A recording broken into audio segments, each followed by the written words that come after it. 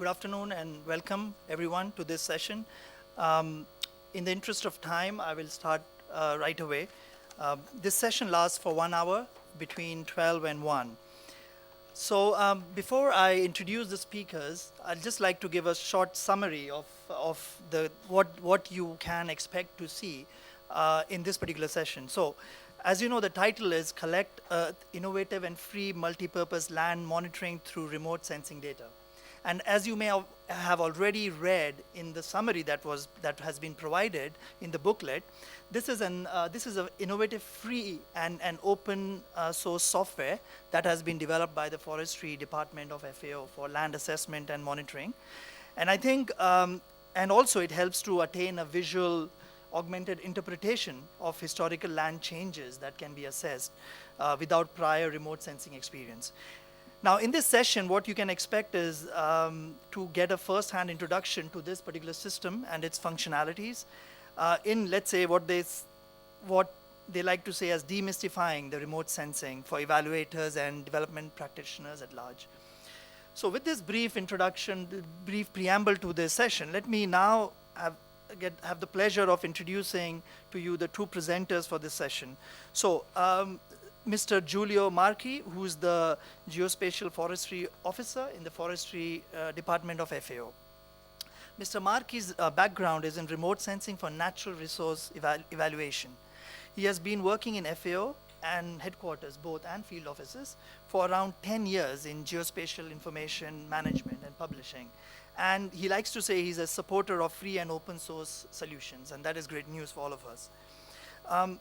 On my left is Mr. Danilo Mollicone. Danilo is a forest ecologist working in the Forestry Department of FAO as Forestry Officer. And he has coordinated several projects on land use and forest monitoring and various RED-related activities. He is inspiring the development of new open source applications to support forest monitoring and management. So we have two presenters who are great supporters of free and open software. And so with this brief background, I'll now ask the speakers to take the floor. Thank you. Thank you, Hansdeep. Thank you all for attending. And let's start right away with introducing the marvels of Collect Earth. So Collect Earth is a FAO and Google collective exercise, and it has been developed in the last years actually to take benefit of the newly available data sets, free technologies, and so on. Let's see how it works. Is this supposed to work? So the name Collect Earth draws from Collect. Thanks. Another free and open source database we have been developing in the Forestry Department of FAO, and Earth comes from Google Earth, Earth Engine, technologies that we will see now as a presentation, and tomorrow they will be presented at the tech fair with the booth, and everyone will be able to actually have a hands-on exercise and have a practical demonstration of the software and what it can do. So we are sponsored by the German Ministry of Environment, the International Climate Initiative, and actually these projects have been funding the Open Forest Initiative, so-called, an initiative that comprises different free and open source software from database.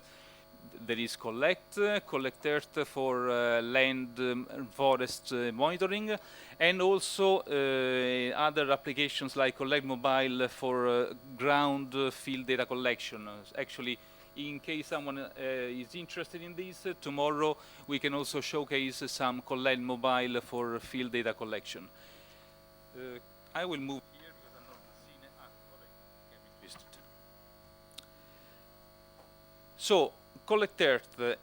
I like this quotation. It comes from myself in the sense that 10 years ago, even 10 years ago only, the landscape was different. We were used to pay for data, pricely data, and now actually in the last years the situation totally evolved. USGS opened their full archive of data from the full Landsat collection. Other data sets are available more and more in the last years. And actually, the possibilities are really changing the scenarios in which land monitoring, forest monitoring can be done. So we are benefiting of all these new free archive of data, and we are developing Collect Earth to take benefit of, for example, Landsat, Sentinel-2. We will see this in detail in a while. So the collaboration with Google is extremely important in our case because we take advantage also of Earth Engine and Google Earth, two technologies from Google that also changed the way anyone can actually approach land monitoring, forest monitoring, and can perform assessment of land and forest in time. Now, we have built Collect Earth with Google Earth as an entry point for the user, just for a very specific reason, in the sense that Google Earth is only a virtual globe, as many others, but it's the only virtual globe that is feature-packed, is a huge archive of imagery available, and also for its ease of use. We have coupled also Earth Engine, an amazing platform from Google through which any user, let's say, can immediately access images that are already on the cloud and display these images for the time period for which these images are available, of course, and cuts short all the processing, downloading, analyzing time, because all the processing is done basically on the Google Cloud. But actually also Earth Engine needs some expertise, some knowledge. And in this sense, Collect Earth helps the user in the sense that he lowers even more the accessibility, the usability of these images. So this is the grand scheme of Collect Earth, and actually different Google components are included, like Earth Engine, Google Earth, as I was saying. All the system is based on a Collect database that is another, as I was saying, a forestry home product developed in Forestry, free and open source, also this other application. And the full system is fully customizable to the user needs. So the point assessment that can be done in Collect Earth can actually be performed according to the user needs, to the needs of the project, of the initiative, of the agency, and so on. And we have already applied the Collect Earth to really numerous initiatives, as Danilo will show in a moment. But what is important in the system Collect Earth is actually who will interpret the data, who will use it and will assess the land or the forest in time. And the local users have been doing these kind of exercises, so the local knowledge of people in the different countries, different experts of the countries can actually enter their knowledge through Collect Earth into the system. Now, tomorrow, as I said, there will be the tech fair, but just to have a first look, this is the interface of Google Earth, into which you can see the Collect Earth HTML window. This will be the window for data entry in Google Earth, where any user can recognize his own land, the land he has to assess.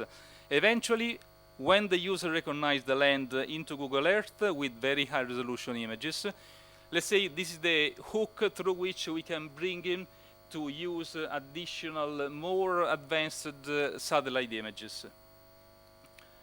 And this is where Collect Earth arrives, in the sense that different windows will be opening when the user will have to assess one plot. Each of these windows will represent a different satellite image source, all of them geosynchronized on the central plot that the user will assess. And so we are taking benefit, as I was saying, for example, from Big Maps, another free available source of satellite images, but also from Earth Engine. So the window of Earth Engine and all the possible images that are available in Earth Engine will be displayed in the Earth Engine window. At the same time, also a code editor of Earth Engine window will open, And in this window, the script that we injected inside the collect earth will be run on the code editor. So, for example, as you see in the medium center on the right frame, all the possible vegetation indexes for that plot in time will be displayed. And for the ones who were attending the past presentation, NDVI, so normalized different vegetation indexes, EVI, or other indexes will be shown immediately as the user clicks on the plot. And just to have an idea, those charts would need, let's say, few, at least days or maybe weeks for an expert to prepare them if he had to look for, download, process all the images that are required for that kind of charts. In this way, through the power of the cloud of Google, the script is injected through Google Earth, Collect Earth, to the Earth Engine code editor, and the user immediately receives back the charts, the analysis, just for the single plot under analysis. Eventually, after the user forms, let's say, his own opinion on the monitoring, on the change or lack of change on that specific plot, he can assess the plot and enter the information in the HTML window that is opened inside Google Earth.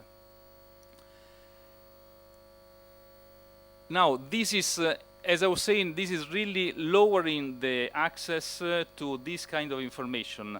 And in this way, any user, even without prior knowledge of remote sensing, but a user actually that is knowledgeable on the land, on the forest of the area under analysis, he can assess the land, the forest, and eventually enter his own assessment into the form through this point sampling. The grid of the plots can be customized to the user needs, and actually also the interface of Collect Earth can be customized, so also the questions to be asked to the user can be changed and customized. So Earth Engine includes numerous data sets, numerous satellite products. Most notably, the full Landsat archive. So, for example, from 2001, we know that we have a global coverage of Landsat at 30 meters multispectral and 15 meters panchromatic, that means black and white, for the ones who are not accustomed with these things. But now more and more other products are being added to Earth Engine, like, for example, Sentinel-2. And the Sentinel-2, as it was mentioned in the last presentation, has not only a resolution on the ground at 10 meters, but also the temporal frequency, the revisit time is going down, has gone down from the 16 days of Landsat to the 10 days up to now. And in few weeks, the new twin Sentinel-2 satellite will be operational, so the revisit time will be cut to half and will be to 5 days. So every 5 days we will have a 10-meter spatial ground resolution image available in Earth Engine through the code editor. So that's why we selected, once again, Google Earth has an entry point for the user where basically anyone can use Google Earth, even someone who has no knowledge on remote sensing. But eventually, looking at the same plot in Google Earth and in the other windows, advanced products, advanced satellite images and derived products can be used, and the user eventually can analyze, understand what happened, what was the history, the dynamic of this plot. So let me cut short on this. Danilo will mention more on the possible cases and scenarios we have applied Collect Earth to. What is important is that in Earth Engine, in the code editor, basically we have a temporal dimension, while the spatial dimension is more achieved through the very high resolution images in Google Earth and partially in Earth Engine with the Sentinel-2 very high resolution images. Just a mention on the Sentinel-2, going from, for example, the modest 250 meters to Landsat 8 at 30 meters and the Sentinel-2 at 10 meters, we can actually, with the Sentinel-2, have a good understanding of what is the land use on the ground, what is the possible changes or lack of change in one specific plot. And the ease of use of Earth Engine allows us to actually avoid all the download and processing, as I was saying before, of the Sentinel-2 that otherwise would take really long time. So we included at the end of the, for the analysis of the data into this collector system, also another free and open source software that is called Psycho. This is not our stuff, but since it is free and open source, we included it into Collect Earth. And so basically the users, after they collect plots, just to have a ballpark figure, we have seen that the user can assess from 50 to 100 plots per day. All the users can eventually run this cycle that is like basically the pivot table of Excel on steroids. So you can, the user can actually start to prepare charts, tables out of the data that they collected or the group collected, and they can immediately start to aggregate, filter, start to see what was the outcome of the analysis.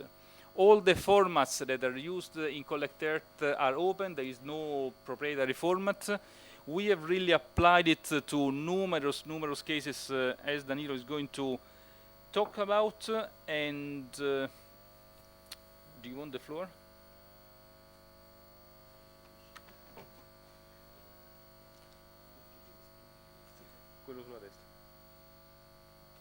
Okay, thanks, Giulio. Maybe before I move to the case studies, I want just to complement what Giulio said in 1 minute. What's happened that 8 years ago, we understood, and de facto it's something that became available 5 years ago, that Google was going to do another of its revolution. And this revolution was that Google was collecting all the free available data from all the space agencies, from the World Meteorology Organization, because you can also find climate, soil, whatever, in their cloud platform. Actually, the cloud platform they are using for Earth Engine is YouTube platform, so just to give you an idea. And we understood that with Google doing this, we could finally bring the geospatial information everywhere in the world. Because before, when we were trying to address several types of problems with geospatial information, our main problem working in developing world was to build the infrastructure who could enable the people, the local people, to work with this data. So we built several satellite images archive, which after few months of power breaks were just rubbish, something that you could not use anymore. When we understood that this new technology, which was going to be free and is still free, and for the next 5 years is going to be free from Google, we realized, okay, this new technology is something extremely powerful, because not only you have the access to the data in any place of the world, but they also allow you to get access to the power computation of the Google computers. So something that a Google computer can do in a second, if we use our normal computer, may mean years of computation. So, but what they have done, the Google style, is that they do a white page. And this white page, it's enable you to do whatever you want, but you need to have a strong background to do it. And a scientist like, for example, Matanzen, I was showing in the Italian room, there were people who were showing these data on the global forest cover change produced by the Maryland University, Matanzen. So he used this Google Earth Engine tool to produce this data set. But a person like him can do whatever he wants from a white page. But if you were bringing the white page in Burkina Faso or whatever other country, the people were going to be scared by this white page. They could never understand what to do. So then we decided to build CollectEarth. CollectEarth is a bridge, is a kind of translator of this new revolutionary technology built by Google to something that anyone in the world can use. Anyone with no specific remote sensing or GIS background. Actually, I can tell you that our best user generally are people who really knows the territories. Our first assessment was done in Mongolia. We had in the room almost 20 people. 10 people were remote sensing GIS specialists. 10 people were rangers, people who were used to spend 6 months at least on the horses visiting the countries. We had to do an assessment of the country for the land use change, for the reporting under the Climate Change Convention. So the remote sensing specialists took them 1 day to learn how to use this new technology, CollectEarth. The ranger, the first day were still not sure, and at the end of the day they were going to the remote sensing expert asking them, what is exactly this, can you help me? The second day, at the end of the second day, the ranger start to manage this technology without any problem. And we were shocked to see that starting from the third day, where the remote sensing people, expert, who were passing the room and asking to the rangers, what kind of forest is this? And then the ranger said, don't you see that this is a spruce? Don't you see that this is a larix trees? And the remote sensing people, why do you see, what you are telling me is a larix? See the shadow from the branch. Only a larix trees can do this. The remote sensing people never know about spruce, larix, or something like this. So at the end, the training was, the assessment was done by the ranger, supported by the remote sensing GIS specialists, which were just fixing some problem they may had with the software. These rangers were able to assess the 12 different types of grassland or steppe that the Mongolian used to have. Something that even me could not assess, but a ranger who knows very well this different type of steppe with this type of information technology he could do. And for us, this is a successful story, that something that we are telling you today, this CollectEarth, because we have to say we are really proud when we see normal people, technical people from technical institution, from government institution, university, of everywhere in the world who start to be proud on what they have done. One of our champions is Papua New Guinea. I don't know how many of you have been in Papua New Guinea, but if you want to see a real indigenous country, go to Papua New Guinea. They are really a special country. They have already submitted official reporting through the to the Convention of Climate Change using CollectEarth. But the most episode that we are most proud of is that indigenous of Papua New Guinea has been called by university in Australia to be trained on the use of CollectEarth. So Papua New Guinea has been a colony of Australia. It's always has been Australian people teaching them. In the last year are the PNG people who are teaching researchers on how to use this technology, because they were the second country we were visiting. So what I am going to show you are first some case study where we evaluate the result of some project. And okay, this is just an overview of what we can do. For example, in the context of the action to combat desertification, our technology has been used to produce a map which show what are the restoration opportunity in the Great Green Wall area. So what you see there in green is where there are more opportunity for the restoration, and this has been based on 4 parameters: climate, land use, presence, absence of trees, presence, absence of shrub. The combination of these 4 elements made us preparing this map. Recently, we have published a report in Science. It's the first time FAO published a scientific report in Science, We are a little bit proud of this, and we have seen that we have little bit changed the geography in for forests, and we say that the forest extension of everything has been reported until now is at least 9% more. But if you will go through the report, you will see that we compare this with previous FAO data, but also with Matansen data, also with the European Space Agency data that has been released recently, and you will see huge changes. And this will should make us understanding that often even the most advanced technology, if it's not used properly, can be with huge mistakes. And because, for example, Matansen, for example, is also participating not to this assessment of the dryland, but the global assessment.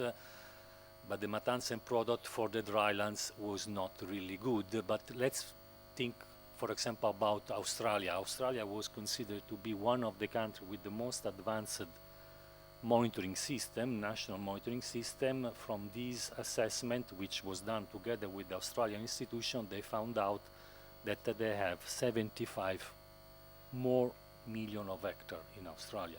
We are speaking about Australia, not Burkina Faso. Okay, I go fast, I don't want to speak about this. I want to show you one case of an assessment we have done for the assessment of the land degradation neutrality concept, in particular the SDG indicator 15.3.1. 2 weeks ago, the people of the Convention of Combat Desertification came to us and they were asking if we could do a case of study on an island of Cape Verde, where in the late 90s there was a huge land restoration project.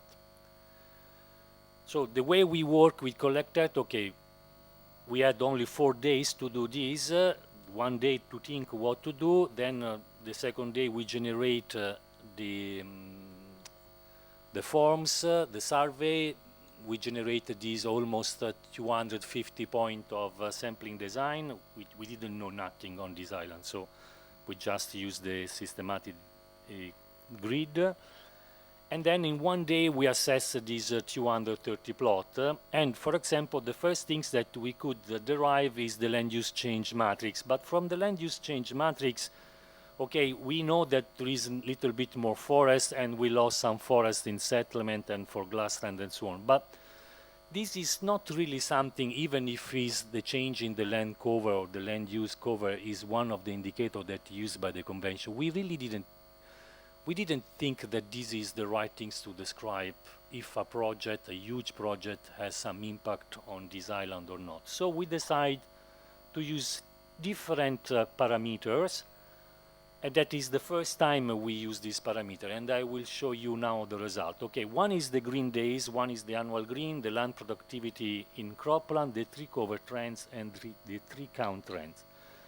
Okay, for the green days, we assess how many days per year the NDVI index, but it could be any other index, was going above 0.25.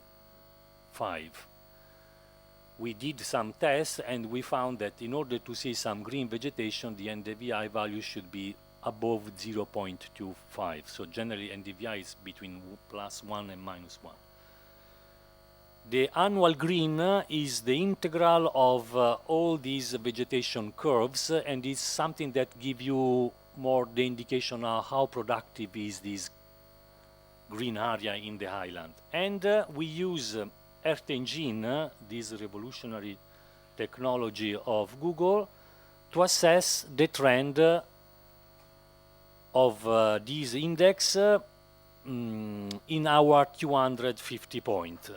The generation of these, or what you see here, it took us, after we did the analysis, 1 or 2 seconds with the computation of the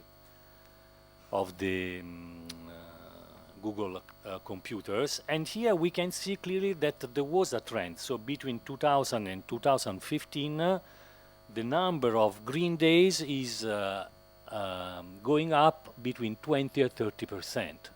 So we have more than green days, and also the kind of productivity, so the integral, so what is the sum of the greenness in this island is also showing up.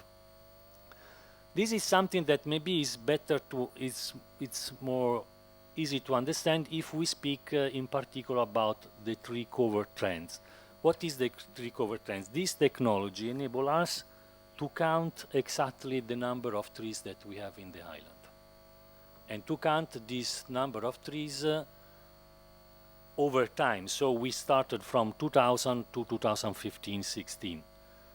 This is not something that is derived from a model. We asked the operator, in this case was us, to count how many plots are in this sampling point, this 230 point. And what we got at the end is that as a overall, in the island we have plus 3.5% of tree cover, and this is 0.32 of tree cover per year, and we have 1.74 of trees per hectare more.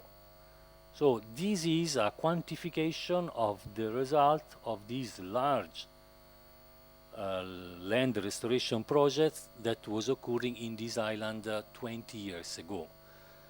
Of course, here you can assess the loss and the gain, because there were also, when you see here this red area is where there are plots where there was a loss of trees, and in the green where there is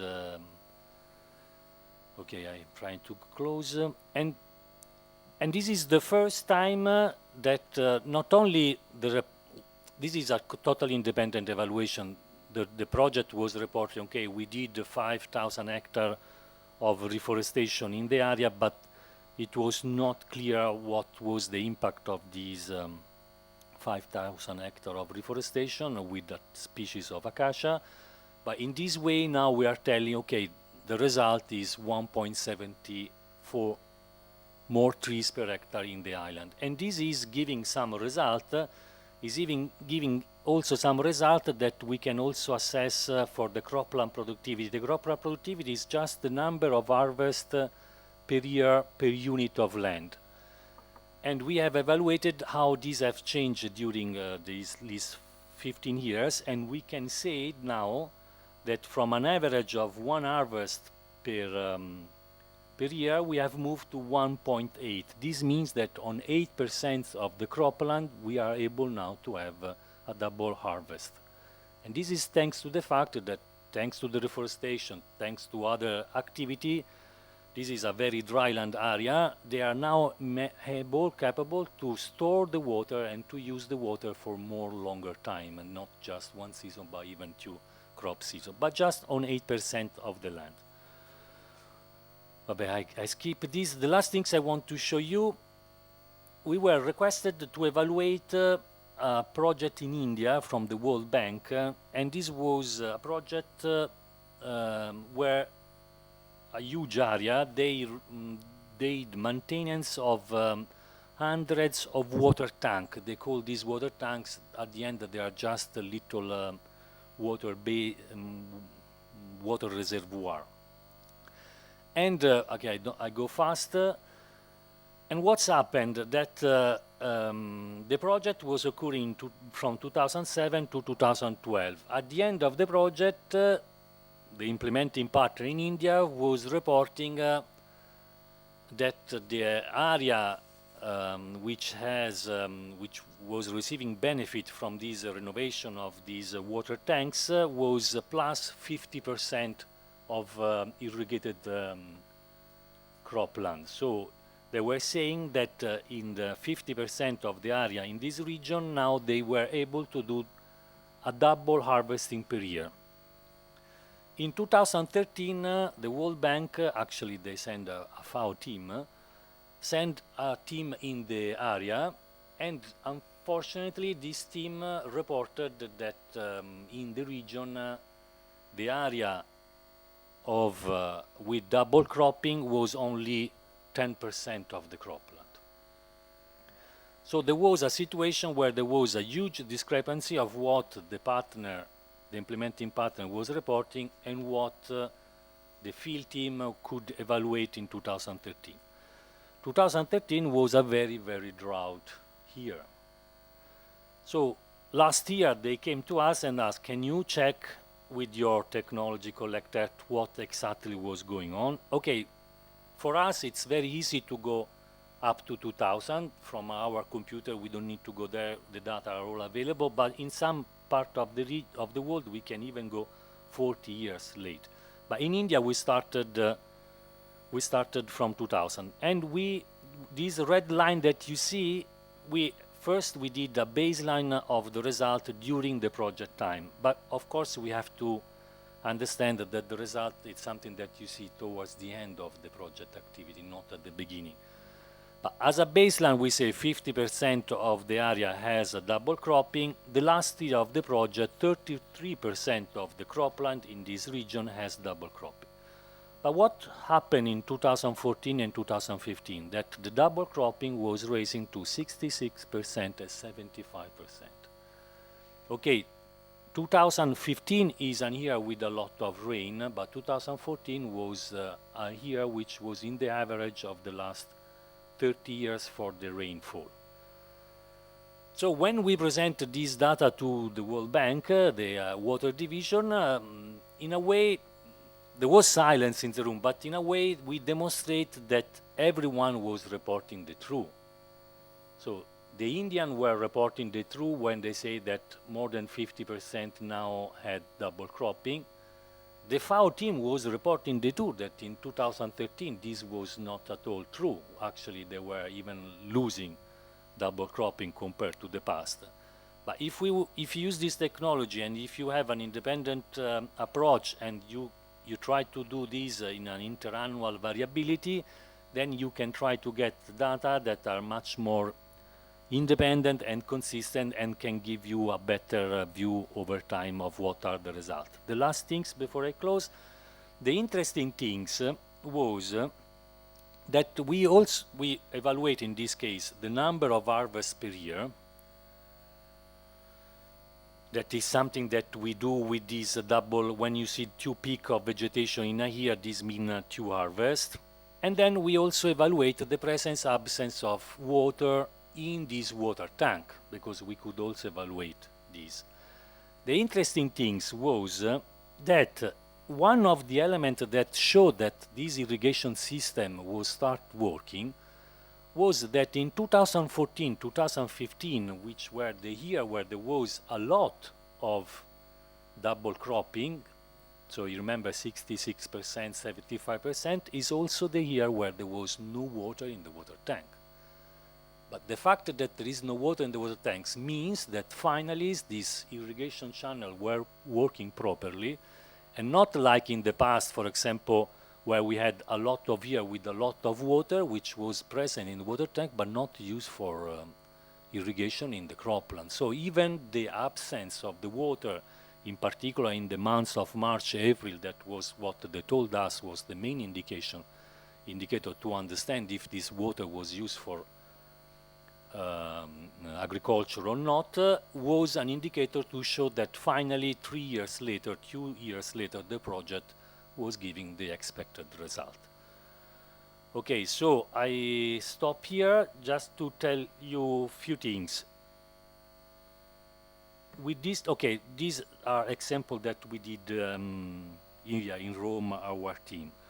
But this technology now is used in large part of the world, and it could be used in a way that you can get the same result whatever you use it.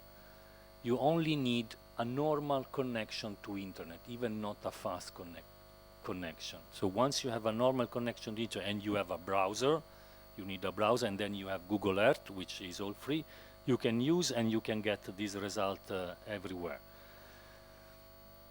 In this respect, we are a little bit different from what was said before in the previous presentation. The presentation, there was the suggestion, do a collaboration with an institution which has huge capacity from a background point of view and also information technology point of view.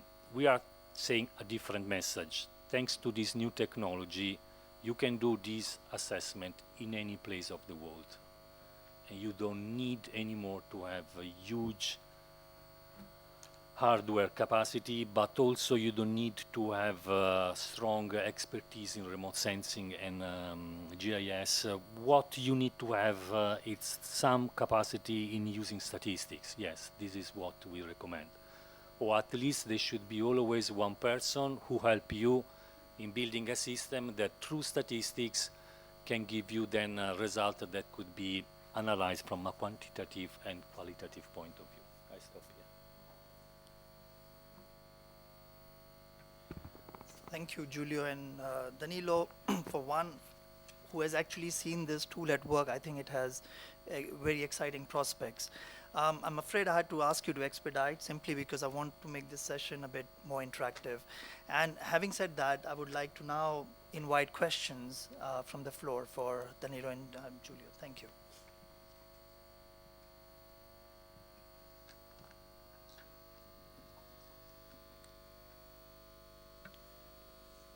It's been a lot of information to process. Yes, please. Thank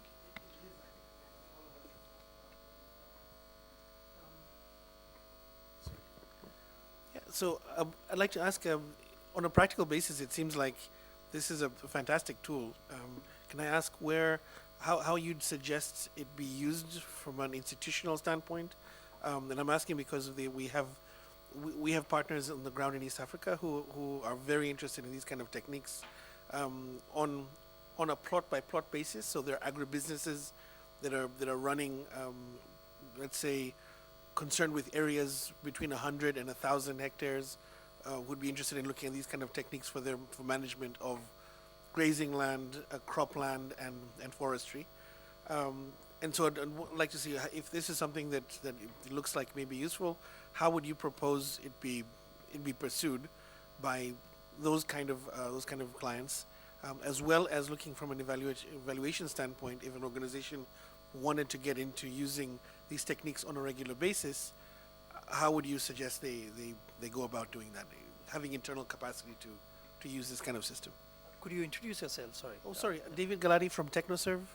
We're working in East Africa on research and innovation.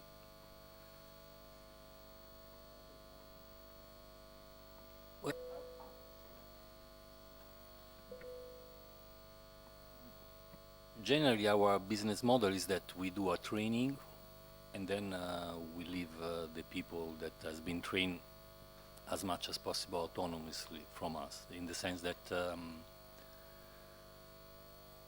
you can also go there and do the assessment if you want, but generally we have done several training to several institutions. For example, even a team of NASA came to FAO to be trained by us, and after that they are doing the assessment, the implementation all around the world.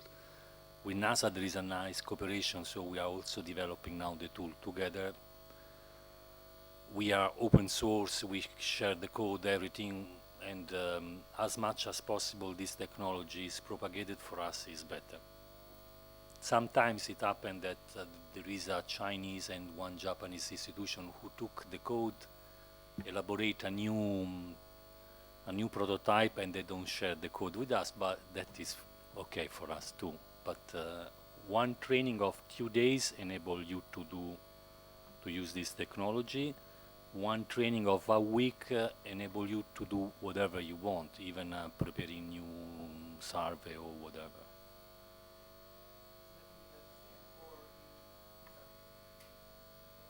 We both. We used to do training all around the world.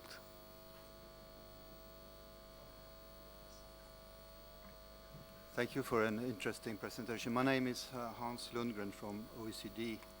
We did a little piece on forest coverage and sustainable forest management last year, and we ran into this issue about various reporting, and a discussion with a member for Center for Global Development who was quite critical of the reporting in the FAO, because that was based on what countries sort of thought that they had as forest coverage, more or less. But it seems now that this tool could kind of revolutionize this kind of reporting. Some countries, of course, like Brazil, is doing their own satellite monitoring for a long period and is able to follow the Amazon forest and so on. I'm not sure whether they're using these tools or other tools, but I think maybe they have their own satellites. Now, will this change data, or how widespread is this? Will this change the idea of the forest coverage more globally that we have now? Okay, for example, if you go on this science paper, you will be also able to download the data. The raw data that we have used are shared openly. This is something new that we are doing in FAO, and it was in particular request from our donor, Germany, to do so. We have some problem internally, but we are sharing the data. We have done the global assessment already, and we will soon share the data also. For example, a country like Brazil, who has a super good monitoring system for the Amazon region, when we did the assessment, 3 institutions of Brazil were helping us for the region, but of course also all Brazil, and it came out that Brazil has more forest than what they are used to report, because they don't do an accurate assessment like they do for the Amazon for all the rest of Brazil, which is huge. There is still a lot of forest, maybe fragmented, not something compared to Amazon, but a lot of forest outside Brazil that Brazil was not really pay attention in reporting. So the things that I want to tell you is this technology, the methodological aspect has been kind of copied by what the European country or US, Japan is doing since 50, 60 years. So it's sampling, photo interpretation, and this kind of thing. If you compare our data with the European data, we have 16,000 points because we have done something on a global scale. They have more than 1,200,000 points. They say 40.7% of forest in the 28 countries of European Union. We say 41. So almost the same. The data, our data compared to the US are almost the same. We report a little bit more of forest in Alaska that they were not used to do with the National Forest Inventory. What the change are is where these assessments were not done in this way. So the big changes are in Africa, the big changes are in Latin America in general, and Australia in particular. So there will be soon, we hope that by 2020 there will be 2-3 of these global assessments, and the data on the forest cover will change little bit. Can I add something on this theme, and actually also thinking to the last presentation? What should be interesting in this context is that through this tool we give, let's say, a results-based monitoring that can be independently used to assess, for example, also the efficacy of projects on the ground, provided, of course, that the projects can have an entity, something on the ground that can be measured by satellite images. Yes, please. Yeah. Hi, hello. My name is Paul Jasper. I work for Oxford Policy Management. We are a consultancy in the UK. I work on quantitative impact evaluations, and my question is rather practical.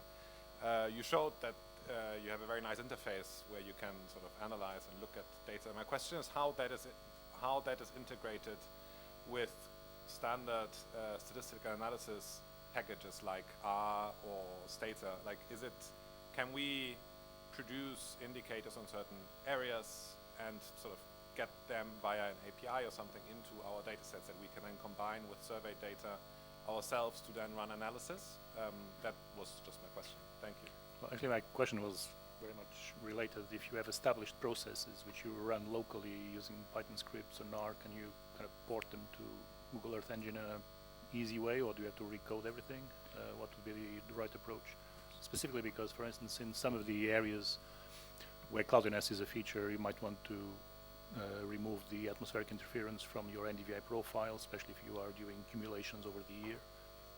And I'm not sure if that is present in the kind of toolbox that you have, but as an instance of an algorithm that you might want to plug in into the platform, is that feasible to do? that is feasible in different ways, in the sense that the interface can be tweaked and customized in different ways. So, for example, not only the plot location, the grid size, the distance of the plots can be changed, also the interface that appears inside Google Earth can be changed according to the type of assessment and needs of the project or activity that's to be performed.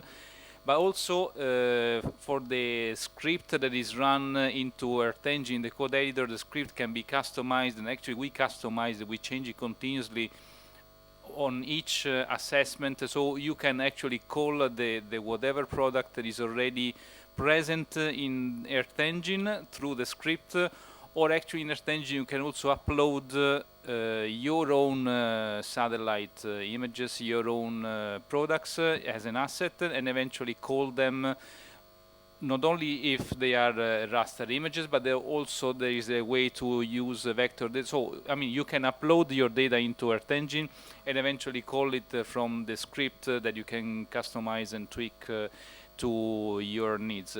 And with regard to the compatibility with external applications, yes, in the sense you can extract, export the data from Collect Earth in usual standards, tabular or even database-like format, since it resides in SQL or PostgreSQL. And the practical aspect of this is also that not only the format changes, but in case of a group exercise in a local network, you can have all the machines running, let's say, collecting data to the same database, and so anyone in a room can not only directly see what is going on in the room, what else the other ones are assessing, but everyone can immediately analyze the full database with the Saiku software that in that case will be run on the centralized database. I would suggest you to have a look also on the publication we have on the more the methodological aspect on the remote sensing journal, because that describes quite well the innards of the system.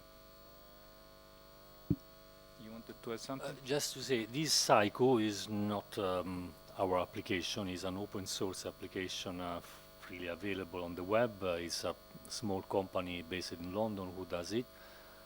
But believe me, it's fantastic. It's a kind of tool which democratizes statistics. For us, it's super important because at the end of everyday assessment, we use Saiku to evaluate how the operator are performing and to show to the operator their result.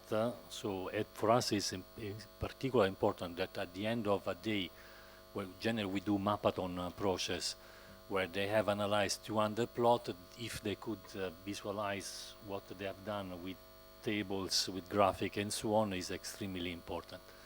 Please go on the website of Saiku. Anyone who used to do analysis should use Saiku every day. I am not joking, it's something really fantastic. And you will discover that Google use Saiku internally. They have a special kind of business. They give you the software for free, the code for free, they don't teach you how to use it.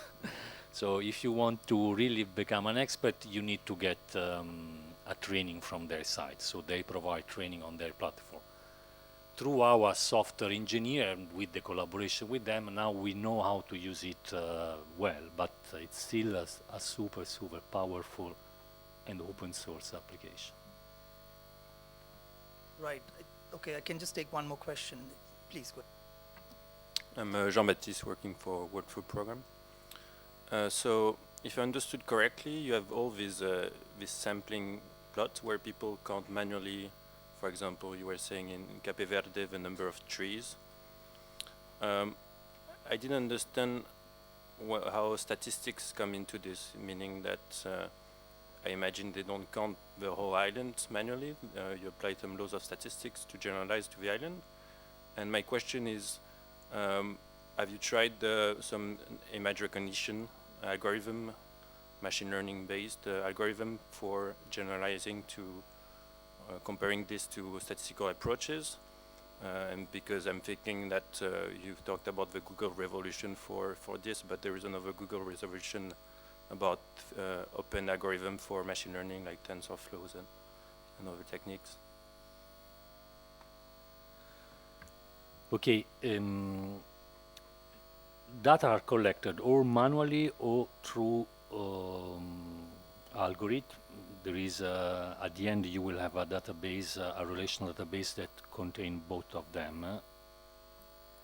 Sometimes we don't have, let's say, sometimes we use a fixed plot shape, but sometimes we use different polygons and so on.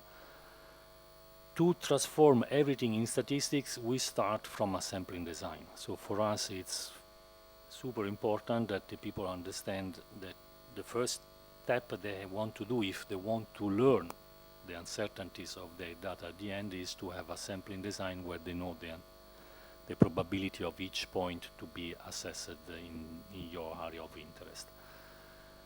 When I told you the number of trees, this is something that is manually entered by the operator. So the operator, and we have several rules to distinguish between shrub, trees, and whatever, it's counting not all the trees present in the island, but only the trees that are present in this plot, sampling plot, and how this has changed over time. And then when you put this information together with the other 300 plot, and then you can generate the statistic how this number has changed over time, if has changes over time. But we also use direct algorithm, like for example the number of the green days is something that we generate automatically using a script in Earth Engine. We don't ask the operator to go and manually enter this value, but it's something that the software does automatically. But the most important things for us, and then at the end we have a relational database, for example, the one that we have used to do the application in the publication in Science had 70 different variables, and we can match these 70 different variables, for example, to assess the driver behind degradation or deforestation, or the drivers behind improving of cropland productivity or something like this. But tomorrow you may be able to do one plot by yourself, so you will understand how it works. Yeah, I just wanted to conclude on that. If you want to see it live, please, tomorrow we'll be here with the booth, with the Collect Earth live up and running. And since there is a function to immediately spot check a few plots in the world, if you have coordinates, please bring us your area of interest and we can have a live check on the area. Let's say for the ones who are not familiar with remote sensing, traveling time is not a problem, provided that you know where your activity, your area of interest is located. Thank you. So I think I'd like to end this session, and I like to say that to impart information is to give power, but while to impart free and easily accessible information is to empower. With those wise words, which happen to be my own, I'd like to thank Giulio and Danilo for having come here and made this very, very interesting presentation. I encourage you to come here tomorrow and visit them at the Tech Fair. And I also like to thank you all for being present here. Thank you and have a good lunch.